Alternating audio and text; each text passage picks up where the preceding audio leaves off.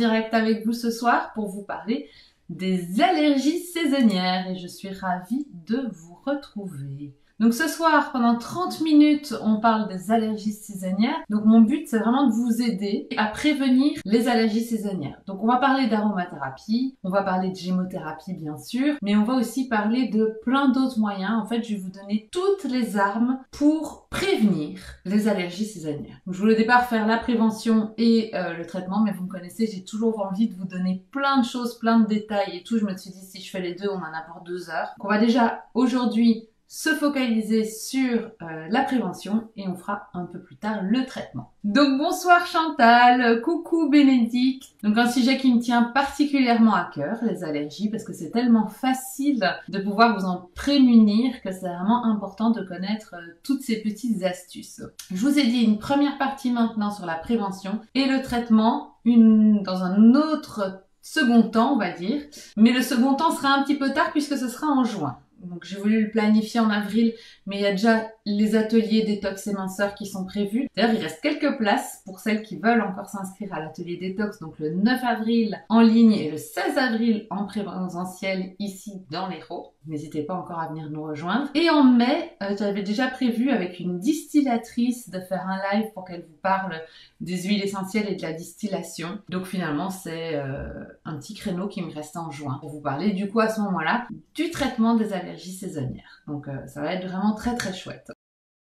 Alors, pour ceux qui ne me connaissent pas, mais là je vois que tout le monde doit me connaître, mais peut-être pour ceux qui auront cette vidéo en replay, je m'appelle Alexia Jadot, je suis docteure en pharmacie et experte en aromathérapie et j'ai développé depuis 2020 une plateforme de formation en ligne en aromathérapie. Le but du coup c'est de former soit des femmes qui le désirent, soit des thérapeutes, médecins, dentistes, naturopathes, à pouvoir vraiment conseiller les huiles essentielles en toute sécurité. C'est une formation qui dure 1 an, donc voilà, on s'amuse bien.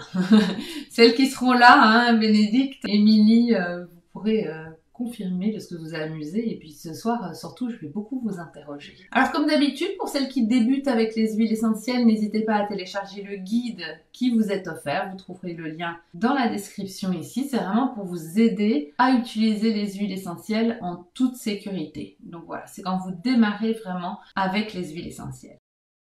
Alors, on va rentrer tout de suite dans le vif du sujet parce qu'on a pas mal de choses à voir ce soir. Donc, vous avez vu constater, le printemps est arrivé, le retour des beaux jours. Et qu'est-ce qu'on a envie de faire quand il fait beau? On a envie d'aller se promener. On a envie d'aller dans la nature, on a envie d'aller voir les bourgeons, les nouvelles feuilles, tout qui est en train de grandir, de reprendre vie après l'hiver. Et ça fait énormément de bien. C'est un énorme bon moyen de relaxation, d'aller se promener dans une forêt pour profiter des bienfaits de la nature. Au Japon, ils appellent même ça forest bathing, donc prendre un bain de forêt. Parce que vraiment, le simple fait d'être dans la nature, ça peut avoir un effet thérapeutique. Quand je vous dis tout ça, malheureusement, si vous êtes allergique, vous vous dites, oui, c'est bien chouette, mais moi, avec mes allergies, c'est vraiment pas le moment d'y aller parce que je serai au milieu de la forêt. Et puis je vais commencer à éternuer, à avoir les yeux qui piquent, le nez qui coule, la gorge qui gratte. Et donc non, je préfère rester enfermée. Ce qui est bien dommage pendant la meilleure saison de rester enfermée. Il faut savoir qu'en France, il y a quand même plus de 30% de la population qui est allergique. Je ne sais pas si vous réalisez, c'est absolument énorme. Et c'est pour ça que ce soir, je voulais vraiment faire le live là-dessus. Ça veut dire qu'une personne sur 2 est allergique. Une personne sur 3, pardon, est allergique. Et ça va ne faire qu'augmenter, parce que vous savez qu'il y a un réchauffement climatique, que le réchauffement climatique, ça dérègle un peu tout. Donc les temps plus chauds durent plus longtemps, donc plus de pollen dans l'air, et ainsi de suite. Donc ça ne va faire qu'augmenter, il faut qu'on se prémunisse de plus en plus. Alors, pour vous qui êtes allergique, est-ce que vous avez envie de pouvoir vous promener dans la nature au printemps, de profiter de tous ces bienfaits sans avoir à vous tracasser? Certainement que oui, et c'est ce que je vous propose ce soir. Les allergies ne doivent absolument pas être une fatalité, et pour ça, vous allez voir que la nature est vraiment notre précieuse alliée. Aujourd'hui, pour prévenir les allergies saisonnières, comment va-t-on faire? Alors moi, je vais vous donner plein d'astuces. On va parcourir de l'aroma, de la gémo, de la nutri, enfin tout. Le but pour vous, c'est de vous dire par rapport à tout ce que je vais vous proposer, tiens, qu'est-ce qui me parle le plus? Qu'est-ce que j'ai le plus facile à mettre en place? Et vous choisirez 2 ou 3 petites choses qu'on va voir ensemble ce soir pour prévenir vos allergies.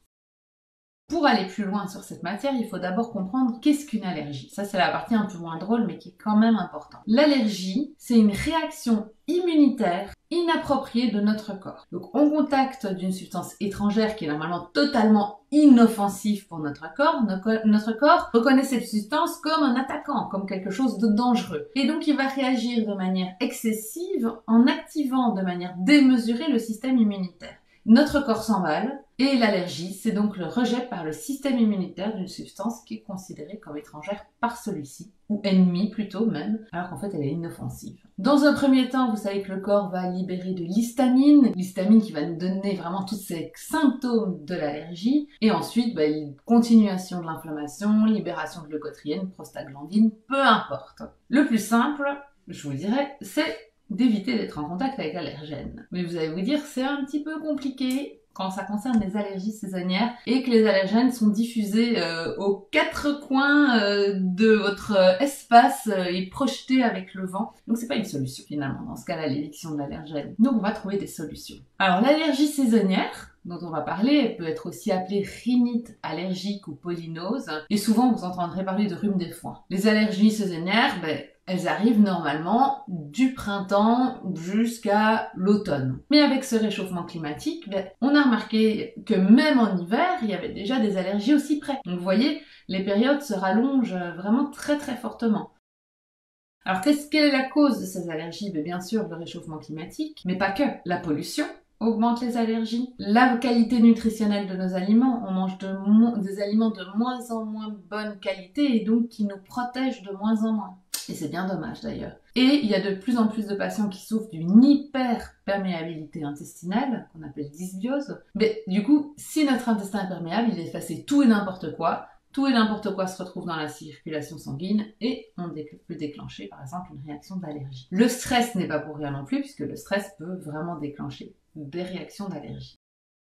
Comment on va faire? La prévention. C'est vraiment ce qui nous intéresse particulièrement ce soir. Donc là, je vais vous donner tous mes moyens de prévention. Qu'est-ce que vous pensez le plus important à mettre en place? Et là, c'est vous qui allez répondre. Moi, il y a vraiment un truc numéro 1 que je me dis quand on souffre d'allergie, il y a au moins une chose qui doit être évidente qu'on doit mettre en place. Alors, qu'est-ce que c'est? Et je vais regarder vos réponses. Voilà, Vanessa, exactement. Faire une détox. Vanessa était élève de la formation aussi. Coucou Vanessa. La détox, c'est indispensable. Que vous vouliez plutôt prévenir une allergie, que vous vouliez commencer un régime aussi, par exemple, on va parler de la détox et de la minceur au cours de l'atelier. Un régime, si vous voulez le mettre en place, il va y avoir lipolyse, donc destruction des lipides, pour l'éliminer. Vous allez brûler le gras. Mais comment voulez-vous que le gras soit éliminé par les intestins grâce à la bile et la vésicule biliaire qui est produite par le foie si le foie est engorgé? C'est impossible. Donc avant toute chose, il faut de toute façon provoquer une détox. Ça, c'est indispensable. L'art en réflexologie nous dit le foie, c'est ça. Le foie, c'est la base de tout. Donc la prévention des allergies saisonnières, c'est d'aller travailler sur le foie. C'est indispensable. Alors comment on va faire? On sait qu'on sort d'une année avec des tests, des vaccins, des trucs. Enfin, on est hyper engorgé. On sort en plus de l'hiver. Notre foie, il est plus engorgé que tout.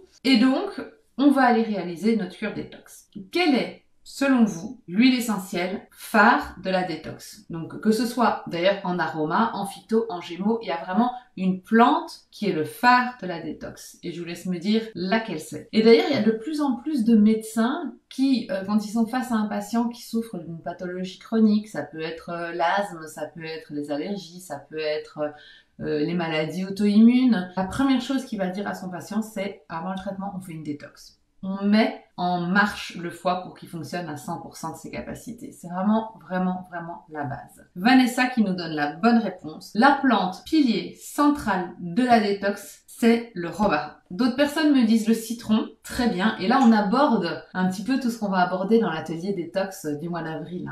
On va parler de tout ça, bien sûr. Le central, je garde le romarin. Citron, c'est une détox beaucoup plus légère. Donc, je suis une femme, j'ai 40 ans, je mange très équilibré, tout va bien. Je veux quelque chose de très léger pour faire un peu détox, foie, rein, tout ça.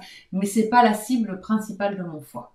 Le romarin, il est ciblé principalement sur mon foie. Sarah nous dit de la carotte. La carotte, on va approfondir dans l'atelier, mais on est plus sur des détox plus lourdes, sur un terrain un peu plus dégradé. Donc, comme nous dit Bénédicte aussi, on va bien garder notre romarin à verbenone. Et prenez bien averbenone et non pas autre chose, puisque verbenone contient une cétone et c'est celle-là qui va principalement travailler sur le foie. Alors on a Anouja qui nous dit le laidon du Groenland. Super, le laidon du Groenland est la plus puissante huile essentielle détox du foie. Elle va activer la glutathion transférase et elle va entraîner tous les processus de détoxification. Dans une détox légère, on va pas tout de suite aller s'attaquer à un laidon du Groenland. Donc on restera sur quelque chose de plus doux au début. Donc romarin verbenone pour moi c'est l'idéal. Comment vous faites? Vous prenez votre romarin verbenone et vous allez en prendre le matin à jeun pendant 21 jours. C'est facile.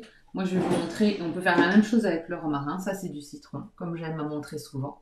Ça me fait faire une petite détox de citron. On peut les prendre purs, que ce soit citron ou romarin, il n'y a pas de souci. Là, je le fais avec le citron, mais le plus fort sur le foie, enfin, ce que moi je préconise sur le foie, c'est le romarin. Qu'est-ce que vous faites? Vous faites ça. 2 gouttes. Vous voyez, c'est facile comme tout. J'ai eu 2 gouttes de citron.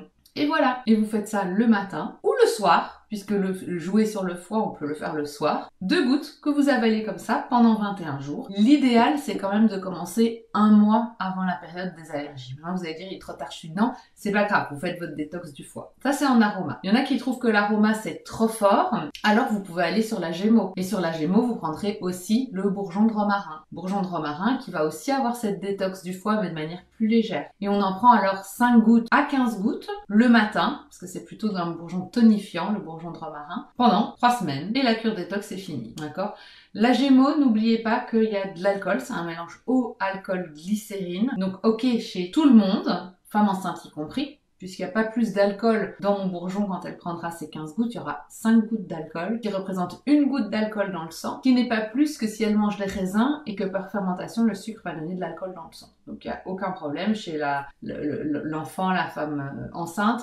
Maintenant, est-ce que je donnerais à la femme enceinte du bourgeon de romarin? Non. Parce que moi, j'aime pas trop aller faire des détox chez la femme enceinte. La femme enceinte, relargage de toxines, les toxines vont chez le bébé, j'aime pas trop. Et chez l'enfant, on ne le fera pas non plus. Vous voyez, c'est comme ça qu'on va réfléchir. Si je prends le bourgeon de romarin, que je suis en pleine allergie, ça ne va pas, je pourrais faire romarin plus cassis. Là, j'avance déjà un peu sur ce qu'on verra dans 2 mois en juin sur le traitement. Mais le cassis, c'est un puissant anti-inflammatoire. On dit qu'il est cortisone-like. Donc c'est comme la cortisone. Donc on pourrait faire 5 gouttes de romarin, 5 gouttes de cassis dans un verre d'eau le matin et je prends. D'accord? N'oubliez pas que pour tout ce qui est allergie, pour tout ce qui est encombrement du nez, on dit qu'à chaque fois que le nez est pris, c'est lié au foie. Donc il y a toujours ce réflexe nez-foie, nez-foie. Et d'aller drainer le foie quand il y a un problème au niveau du nez. Donc, on a vu que c'était très important le drainage. Je vous ai donné 2 moyens, il y en a 1001 une autre façon de faire un drainage. Moi, je cible sur le romarin, l'huile essentielle de romarin ou bourgeon de romarin.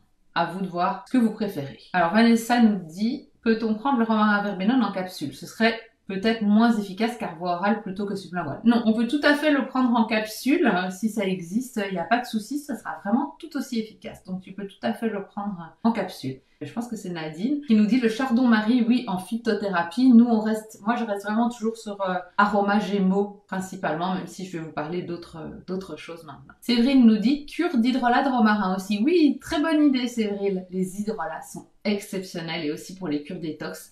J'y ai pas pensé d'ailleurs, c'est génial. J'aurais pu mettre Gémeaux, hydrolat, aroma, ça aurait été les huiles essentielles. Ouais, c'est super.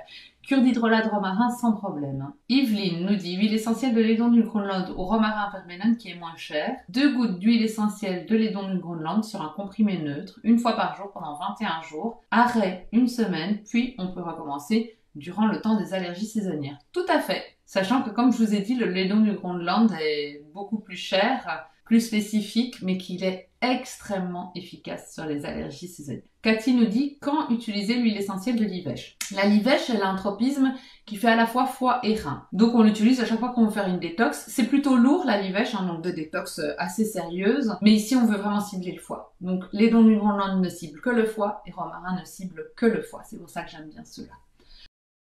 En aroma, est-ce que vous pouvez me dire quelle huile essentielle je vais utiliser vraiment pour l'allergie, en prévention, en aromathérapie? Comme Vanessa nous dit, c'est l'anis étoilé. Tout à fait, on va en parler. Alors, qu'est-ce que je vais faire avec mon anis étoilé? Déjà, précaution d'emploi. Attention, c'est une huile essentielle qui contient jusqu'à 90% d'anétol, c'est du transanétol. Et donc, évidemment, l'anétol, c'est génial, c'est une puissante antihistaminique, anti-inflammatoire, mais elle est contre-indiquée en cas de femmes qui ont eu des cancers du sein œstrogène dépendants. Donc si la femme a eu un cancer du sein œstrogénodépendant, sûrement pas d'anétol. Dans tous les autres cas, pas de souci, on va en avaler 2 gouttes le matin, 5 jours sur 7, et on va mettre ces gouttes-là dans une cuillère à café d'huile végétale de Nigel. Comme Vanessa nous l'a dit, c'est vraiment l'anis étoilé qu'on va utiliser maintenant pour tout ce qui est allergie. Auparavant, c'était l'estragon. Mais il y a eu tout un débat sur l'estragon avec une étude qui est sortie en 2019 disant que le méthylchavicol, qui est une des molécules principales de l'estragon, peut donner des métabolites, donc des produits de détoxification du foie qui sont potentiellement cancérigènes. Donc, on interdit maintenant l'utilisation, enfin ça fait partie des recommandations de ne plus utiliser des huiles essentielles à anétol par voie orale, à estragol, pardon, donc à méthylchavicol comme dans l'estragon, par voie orale. Ces études, bon, ils ont été faites avec des doses extrêmement importantes de méthylchavicol de synthèse, donc c'est peut-être pas la même chose avec l'huile essentielle qui est vraiment un totum moléculaire et c'est pas juste du méthylchavicol. En plus, les doses administrées étaient vraiment très importantes, mais par principe de précaution, si on a découvert ça, on va dire ok, on ne l'utilise pas.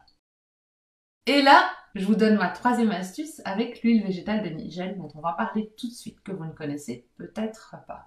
Vanessa nous demande le goût de l'huile végétale de Nigel n'est-il pas trop fort? Ben si, l'huile végétale de Nigel ça a quand même un certain goût, hein, donc voilà, il faut le savoir, c'est une bonne réflexion. Hein. Et ça m'en vient à vous parler du coup, belle transition Vanessa sur le goût de l'huile végétale, à vous parler de l'huile végétale de Nigel. L'huile végétale de Nigel est aussi appelée le cumin noir. Donc vous entendrez parfois le terme cumin noir. Et le prophète Mahomet disait que c'est une huile végétale qui soulage de tout sauf de la mort. Parce qu'on sait déjà, on a parlé en hiver, de tout ce qu'elle a pour aller booster l'immunité. Ça on le connaît bien. Mais elle a aussi des propriétés antihistaminiques, anti-inflammatoires et surtout relaxantes des bronches. Ça c'est génial pendant les périodes d'allergie. Et donc comme je vous le disais, vous pourrez mettre vos 2 gouttes d'anis dans une cuillère et remplir votre cuillère à café avec de l'huile végétale de Nigel. Et vous ferez ça tous les jours, 5 jours sur 7, une fois par jour pendant toute la saison des allergies. Ou 3 semaines sur 4, 5 jours sur 7 ou 3 semaines sur 4. Donc en Gémeaux, on dit souvent 3 semaines sur 4, en aroma, on dit plutôt 5 jours sur 7. Ça, c'est à voir. Vous pouvez aussi assaisonner vos salades avec de l'huile végétale de Nigel, ça va avoir des belles propriétés anti-allergiques. C'est la thymoquinone qui est responsable de cet effet anti-allergique. Et l'huile végétale de Nigel, c'est une huile végétale qu'on ne conseillera pas spécialement chez le tout jeune enfant, parce qu'elle contient quand même des huiles essentielles et des sesquiterpénones qui sont quand même pas super indiquées. Donc voilà, il faut le savoir. Ensuite, donc là vous prenez note, vous prenez bien note de tout ce qu'on peut faire pour les allergies. J'ai les probiotiques. Les probiotiques, c'est vraiment super important d'en parler parce qu'on a vu comment on pouvait se protéger en détoxifiant au niveau du foie, le foie étant un émonctoire, donc un organe d'élimination, mais les intestins sont aussi hyper importants. Et comme je vous ai dit, le problème d'hyperperméabilité intestinale, si notre intestin est tout poreux et qu'il laisse tout passer, ça va créer des graves réactions allergiques. Donc, il faut renforcer cette perméabilité intestinale. Donc, il faut prendre des probiotiques. Les probiotiques, c'est les bonnes bactéries qui vont se retrouver dans notre flore intestinale. Et ces bonnes bactéries vont vraiment rééquilibrer tout notre microbiote intestinal. Alors, on peut prendre des probiotiques, on peut associer avec ça des prébiotiques. Donc, les prébiotiques, c'est la nourriture des probiotiques. Donc, ça aide les probiotiques à grandir encore beaucoup mieux. On peut également prendre de la glutamine. La glutamine est un super cicatrisant des intestins. Et donc, tout ça va à la capacité d'induire et de maintenir une tolérance aux allergènes. La glutamine, sachez qu'on peut monter de 3 à 6 grammes par jour pour pouvoir avoir vraiment une belle correction sur la perméabilité intestinale. Vous avez noté probiotiques, prébiotiques et glutamine. Donc ça va aussi avoir un rôle très important. Et si on parle de flore intestinale, en gémothérapie, ça vous fait penser à quel bourgeon? Le bourgeon de la flore intestinale, d'ailleurs de toutes les flores, de la flore cutanée, de la flore vaginale, de la flore intestinale, il y a vraiment un bourgeon qui doit être pris pour renforcer les flores intestinales. Je vous laisse trouver. Alors, Chantal nous dit, peut-on mettre l'huile essentielle de l'édon du Groenland seul comme le romarin verbenone? Oui, tout à fait. Donc tu pourrais prendre un comprimé neutre et mettre 1 à 2 gouttes de l'édon du Groenland dessus, sans problème. Alors Yveline, si l'on souhaite ajouter la gémeaux ou faire la gémeaux seule, 5 gouttes de cassis et 5 gouttes de romarin le matin, 3 semaines sur 4. Et aussi avaler de l'huile végétale de Nigel, une cuillère à café par jour. Si vous n'avez pas la prendre pure, n'hésitez pas à en agrémenter les salades, c'est tout à fait ça. Alors super, Margot nous dit le bourgeon de noyer, c'est ça, Bénédicte nous dit le bourgeon de noyer. Donc des élèves de la formation, comme quoi ça marche bien, c'est génial. Donc oui, c'est le bourgeon de noyer qui favorise les bonnes fleurs, vous devez bien le retenir. Et comment on va faire? Le noyer, ça doit se prendre le soir. C'est un bourgeon qui se prend le soir. Et c'est un bourgeon qui se prend seul. Il ne supporte pas les autres bourgeons. Quand vous voyez un noyer dans la nature, le noyer, il prend toute la place et il ne supporte pas qu'il y ait des autres arbres autour de lui. Mais c'est la même chose dans notre corps. Vous savez, on a toujours ce rapport dans la gémothérapie à se dire comment l'arbre se comporte dans la nature. Donc c'est comme ça que l'arbre va se comporter dans notre corps. C'est vraiment cette similitude qui est très très intéressante. Donc, tout simplement, je vais conseiller d'en prendre 5 gouttes le soir au coucher pendant 3 semaines, après une semaine. Ça c'est génial, je vais renforcer ma flore intestinale. Il a la capacité aussi, le noyer, de capter les métaux lourds et les toxines. Donc vous voyez, on fait un peu d'une pierre deux coups. Tout se rejoint finalement. Vous voyez, il y a plein de possibilités, c'est vraiment à vous de choisir ce que vous avez envie de faire. Ensuite, je voulais vous parler de la vitamine D. Ça semble bête, mais la vitamine D, elle est impliquée pour réguler le système immunitaire. Donc, comme on a dit que l'allergie, c'était le système immunitaire qui s'emballait, eh ben, la vitamine D va aller vraiment... On la connaît pour booster le système immunitaire en hiver. Quand on est malade, on dit une bonne cure de vitamine D, ça va booster. Mais elle n'est pas que boosteuse. Quand le système immunitaire s'emballe, la vitamine D est capable de réguler le système immunitaire et c'est ça qui est hyper intéressant. Et donc je vous conseille dans cette indication, et la vitamine D je pense de toute façon elle est indispensable, on devrait tous en prendre, donc c'est super important, une dose de 1000 unités par jour. Faites une prise de sang pour voir si vous êtes carencé, pas carencé. Si vous n'êtes pas carencé, moi je pense qu'il faut 1000 unités par jour, après on peut augmenter les doses. Et c'est une vitamine qui est soluble dans le gras, donc on la prendra bien au cours des repas. Donc j'insiste vraiment sur cette dose quotidienne de vitamine D. Il y a des ampoules qui existent, des doses de 100 000 unités et on en prend une par mois. Ce sera beaucoup moins efficace que de prendre votre vitamine D tous les jours à dosage de 1000 unités et bien au milieu des repas. Margot, bourgeon pour les enfants à la place du noyer, c'est lequel déjà? Donc le bourgeon de la flore, même chez l'enfant, ce sera le noyer. Mais si on veut aller stimuler l'immunité, c'est parce que le noyer, comme il régule la flore intestinale, on l'utilise aussi pour aller booster l'immunité. Si tu veux aller booster l'immunité chez un enfant, ce sera le bourgeon de rosier sauvage ou d'églantier. Donc voilà, qui est très riche lui en vitamine C.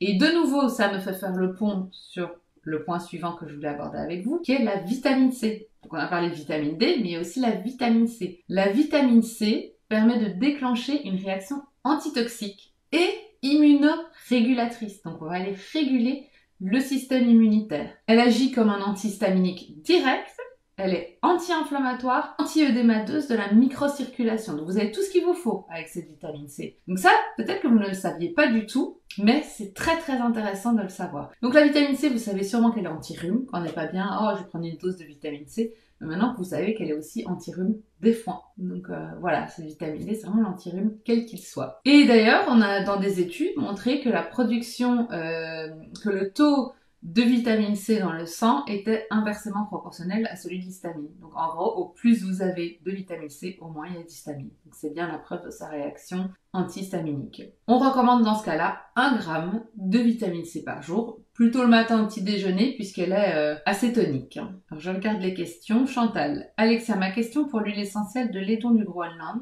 était de savoir si je peux la prendre pure sur la langue, sans le cachet neutre, ou faut-il la mettre dans une huile végétale? Oh, pour son goût, franchement, moi, Chantal, je la mettrais dans l'huile végétale. Les dons du Groenland pur, oh, non, non, non. Mais là, dans une huile végétale, ce sera beaucoup plus sain. Et Nadine nous dit, les ampoules sont considérées comme agressives pour le corps, et du coup, le corps l'illumine, donc pas assimilé. Voilà.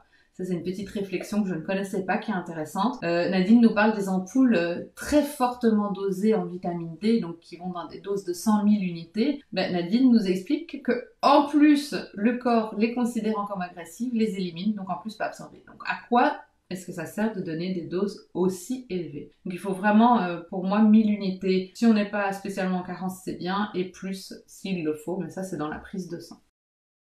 Ensuite, je vais vous parler des oméga 3. Oméga 3 indispensables pour prévenir les allergies. Donc c'est des huiles, un type d'huile qu'on appelle oméga 3, qui se trouvent dans des petits poissons gras comme les maquereaux, le hareng, mais aussi dans des petits crustacés comme le krill. Vous avez sans doute déjà vu, c'est un petit crustacé des mers froides, des eaux froides. Et les oméga 3 sont de très puissants anti-inflammatoires naturels. Et d'ailleurs, on a remarqué que dans les civilisations où on mange plus de poissons et beaucoup moins de viande, l'asthme et les allergies sont beaucoup moins fréquents. Pour les oméga 3, on conseille environ d'en consommer 2 grammes par jour, en plusieurs prises de préférence, aux repas principaux, puisque comme c'est de l'huile, ça va mieux être absorbé avec les huiles. Donc il faudra vraiment le prendre au repas par contre. Margot nous dit, vitamine D, quelle dose pour un enfant? Donc moi je dis que pour un enfant, dès la naissance, il faut au moins 400 unités. Ça, c'est vraiment le minimum ni minimum, voire 800. Et maintenant, les recommandations vont même aller au-delà de 800. Donc, 400, sans ça sert à rien.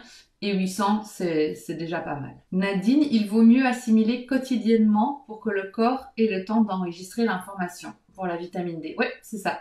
Donc, vraiment une petite dose quotidienne. Ça rappelle au corps l'information et il stocke beaucoup mieux cette vitamine D. Ça n'a rien à voir. Entre la consommation d'une vitamine D tous les jours et une grande ampoule à 100 000 une fois, on a bien vu que ça n'avait rien à voir.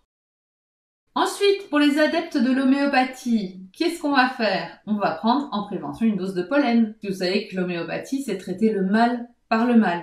Donc si je suis allergique au pollen, eh bien, je vais prendre du pollen en dilution homéopathique. Donc pollen, généralement 9 CH, c'est la dilution. Une dose par semaine, en dehors des repas, puisque c'est de l'homéopathie, et on va mettre le petit tube sous la langue. Si malgré tout ça, vous avez une crise en homéopathie, mais la crise c'est pour normalement dans 2 mois, mais je vous dis déjà ça parce que je pense que je l'aborderai plus. Parfois, vous voyez, je pars des trucs qui sont pas prévus. Donc, en traitement, si une crise se manifeste, 3 granules d'Apis mellifica, 3 granules d'Allium cepa, 3 à 6 fois par jour. Toujours de préférence en dehors des repas.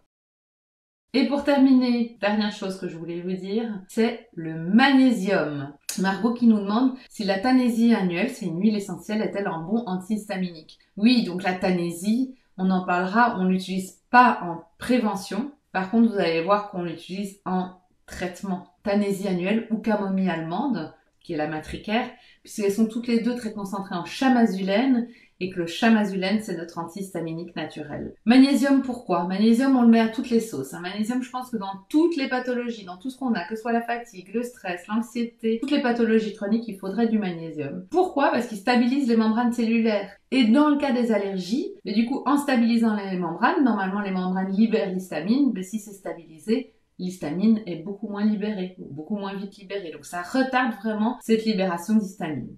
On recommande environ 300 mg par jour. Et attention au magnésium que vous achetez, ça c'est important, vraiment rester sur des formes très assimilables par le corps. Il y en a qui ne le sont pas du tout. Donc des glycérophosphates, des citrates, des bisglycinates, tout ça. Pas des oxydes, des chlorures, tout ça, ça n'est pas du tout bien absorbé. Donc c'est vraiment très très important. Alors Chantal nous dit, quel autre homéo en plus d'Apis mellifica et combien de CH? Donc c'est du 9 CH. Tu peux prendre Apis mellifica. Donc c'est le venin d'abeille, hein, donc pour tout ce qui est gonflement, œdème et tout ça. Et tu peux associer Allium cepa, c'est de l'ail.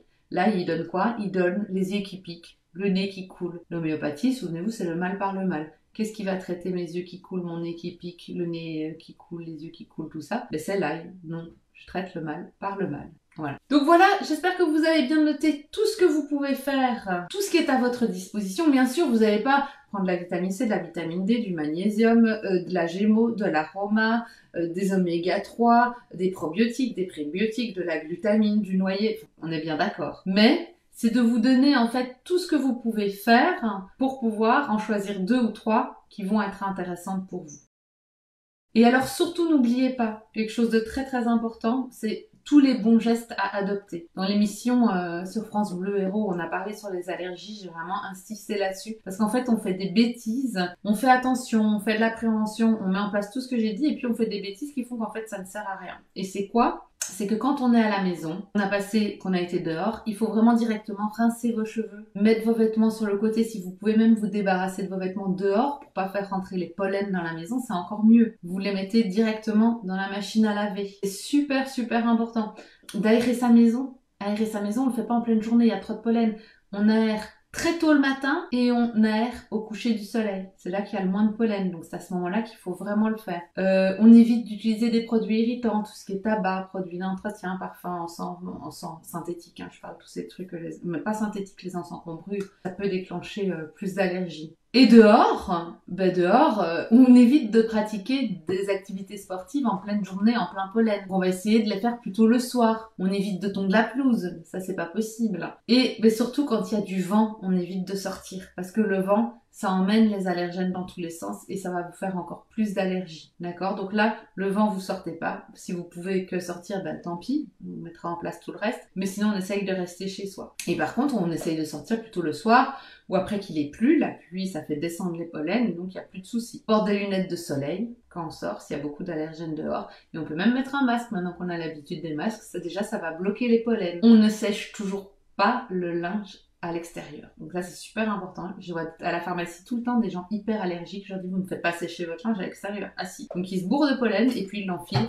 et puis ils avalent plein de pollen. Donc ça c'est un truc super important à mettre en place. Et bien sûr quand vous vous déplacez en voiture, vous fermez les fenêtres. Voilà. Donc je pense que j'ai rapidement fait le tour de tout ça. Je suis encore avec vous, donc n'hésitez pas à poser vos questions qui concernent les allergies. Je suis là avec vous pour y répondre. En tout cas vous avez maintenant tout ce qui est nécessaire pour la prévention. J'ai vraiment balayé large de tout ce qu'on pouvait mettre en place. J'ai été rechercher partout tout ce qui est dit et tout ce qui est important à savoir pour pouvoir faire de la prévention sur les allergies. Et encore une petite question de Chantal, je vois. Peut-on associer huile essentielle et homéopathie en prévention? C'est une bonne question. On peut tout à fait associer les huiles essentielles et l'homéo. Mais il faudra éviter des huiles essentielles qui, vous savez, l'homéo, on le met sous la langue et ça va être absorbé par les capillaires sanguins. Si vous prenez par exemple de l'huile essentielle de menthe, elle est quoi? Vasoconstriction. Donc elle contracte les capillaires sanguins au-dessus de la langue et donc votre homéo n'est plus absorbé. Donc les huiles essentielles, oui, mais la menthe, on évite. C'est comme tous les dentifrices à la menthe et tout. Ça veut pas dire que pendant tout votre traitement homéopathique, vous ne pouvez pas, parce que là, il y a souvent une confusion. Donc, je fais rapide, après, je vais vous laisser, mais je vous embête encore un petit peu.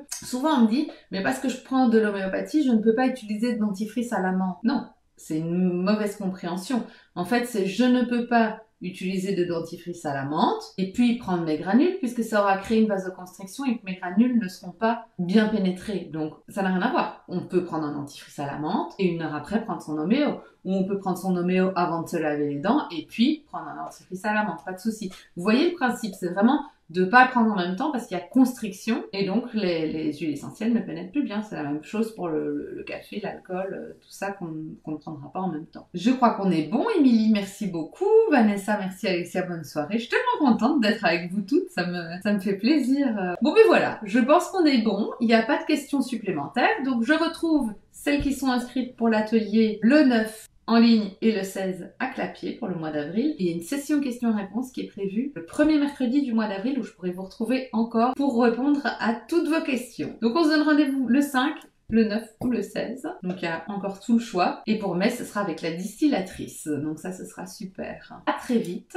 pour une nouvelle rencontre. Belle soirée à toutes. Si cette vidéo t'a plu, je t'invite à me laisser un commentaire et je te donne rendez-vous dans 15 jours pour une nouvelle vidéo. Si tu veux en apprendre plus sur les huiles essentielles et les utiliser dans ton quotidien, pense à cliquer sur le bouton s'abonner, puis sur la petite cloche pour être notifié dès que je mets une nouvelle vidéo en ligne. Et c'est parti pour la transformation. Je termine avec un cadeau d'accueil. Tu recevras aujourd'hui ton guide qui te livrera les 9 erreurs à éviter lorsque tu utilises les huiles essentielles. Tu trouveras le lien pour télécharger ce guide juste en dessous de cette vidéo. Je te souhaite une belle journée aromatique.